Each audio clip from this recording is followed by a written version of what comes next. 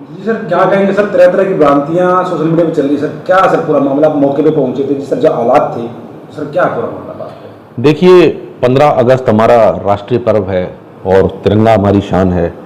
और तिरंगे को 15 अगस्त पर ना फहराने देने की लिए इन्होंने जो कॉल दी थी वो एक मेरे नज़र में एक देशद्रोह है, राष्ट्रद्रोह है। तो कल जो है 15 अगस्त को इन लोगों ने जो हिसार में एक मर्डर हुआ था उसी के उसमें विरोध में इन्होंने कल सुबह 6 बजे आसपास से मेरे ख्याल से सैकड़ों ट्रैक्टर ट्रॉलियों लेके ये लोग निकल पड़े सुबह सुबह 6 बजे। और कई सारे हमारे नाके इन्होंने जो भारी नाके थे वो ब्रीच किए, पुलिस के ऊपर ट्रैक्टर चढ़ाने की कोशिश की। जब ये बिल्कुल प्रोग्राम के आसपास पहुंच गए तो फिर मुझे मौके पे स्वयं मौके पे जाना पड़ा और सिचुएशन के हिसाब से उसको टैकल करना पड़ा।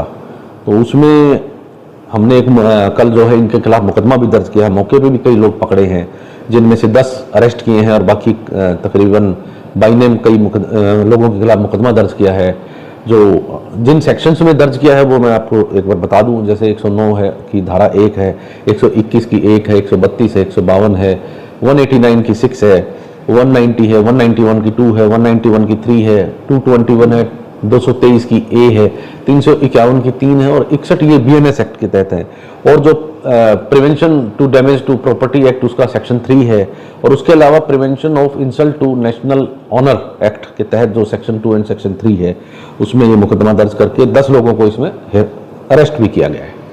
देखिए, तकरीबन 15-16 आदमियों के खिलाफ इसमें बाई नेम मुकदमा दर्ज है और अन्य हैं उसमें कई सारे, और 10 आदमी इसमें से अरेस्ट किए गए हैं इंक्लूडिंग सुरेश कोत एंड नंबरदार। सर, शुरुआती में कॉल दे भी रखी थी इन्होंने कि हम झंडा नहीं फहराने देंगे, तो कहाँ से झगड़े की शुरुआत हुई, इन्होंने कहाँ से सबसे पहले जो है लड़ाई झगड़ा शुरू किया जो इतना मामला आगे तक बढ़ गया? देखिए, हिसार में एक पड़ोसी ने पड़ोसी का मर्डर किया था और उस मर्डर के तहत उसमें इनकी पहले डिमांड ये थी कि सभी अक्यूज्ड को अरेस्ट किया जाए, जहां तक मेरी नॉलेज है। लेकिन मेरी नॉलेज के हिसाब से तकरीबन 9 लोग उसमें अरेस्ट किए जा चुके हैं, एक आदमी उसमें अरेस्ट होना बकाया। देखिए, टाइम लगता है इन्वेस्टिगेशन में, लेकिन ये जानबूझ करके कॉल देना 15 अगस्त पे झंडा नहीं फहराने देंगे, ये नहीं है कि आप राष्ट्रीय पर्व को इस तरह से डिसरप्ट करने की कॉल दें और उसको डिसरप्ट करें। जी, कल की बात करें, शुरुआती दौर की बात करें, कल झगड़ा इन्होंने कहाँ शुरुआत किया, आप मौके पे पहुंचे थे तो किस तरह से सर जो इन्होंने पथराव भी किया था पुलिस के ऊपर? देखिए, आसपास के गांव से जो जैसे मैंने बताया सुबह 6 बजे ये लोग पहुंच गए थे ट्रैक्टर वैक्टर लेके सारा। तो इनका प्रोग्राम था कि जो नेहरू स्टेडियम है, जो नेहरू ग्राउंड है कॉलेज का, वहां पर पहुंच के और उस प्रोग्राम को डिसरप्ट करें और सीएम साहब की और हमारे उसको बेइज्जती करें। और इसलिए फिर मुझे मौके पे खुद जाना पड़ा और इसको आगे की कार्रवाई करनी पड़ी। सर, इस दौरान आपके हाथ पे भी चोट लगी और कहा यह जा रहा है कि आपके द्वारा भी पत्थरबाजी जो है लोगों पर की गई, देखिए वायरल हो रही है। देखिए, कई सारे मोर्चों पे कल मैंने जैसे बताया, कई सारे जो हमारे बैरिकेड्स थे, जो जर्सी बैरिकेड भी लगाए थे, हमने मजबूत लगाए थे, लेकिन इन्होंने ट्रैक्टर और उनसे तोड़े हैं। तो उसके बाद इन्होंने पुलिस पे पथराव भी किया है।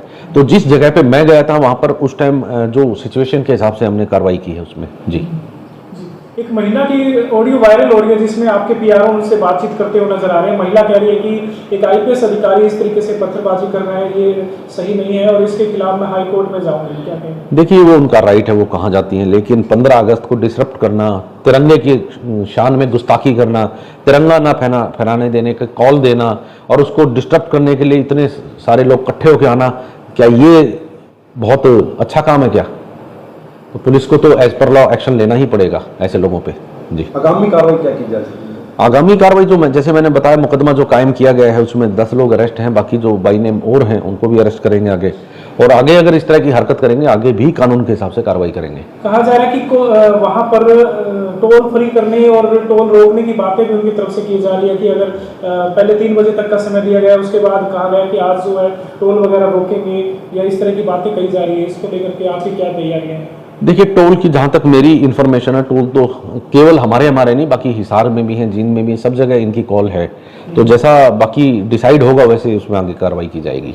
जी, तो अब आगे इनको क्या कोर्ट में पेश किया जाएगा, किस तरह से आगे की कार्रवाई रहने वाली? जी, मुकदमे का आपको पता है कि अरेस्ट करने के बाद 24 आवर्स में मजिस्ट्रेट के सामने पेश करना होता है, तो इनको कोर्ट के सामने पेश किया जाएगा।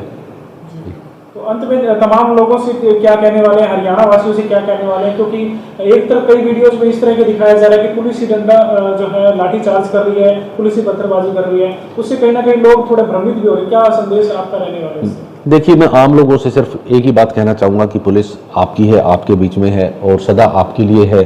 15 अगस्त और 26 जनवरी हमारे राष्ट्रीय पर्व हैं और इनको जो लोग डिसरप्ट करते हैं या करने की कोशिश करते हैं वो हमारे देश के द्रोही हैं, राष्ट्रद्रोही हैं। उनके खिलाफ कानून के हिसाब से कार्रवाई की जाएगी। और ऐसे लोगों की ये जो एक साइडेड नैरेटिव जो ये बना रहे हैं, ये बिल्कुल बेबुनियाद है, झूठा है।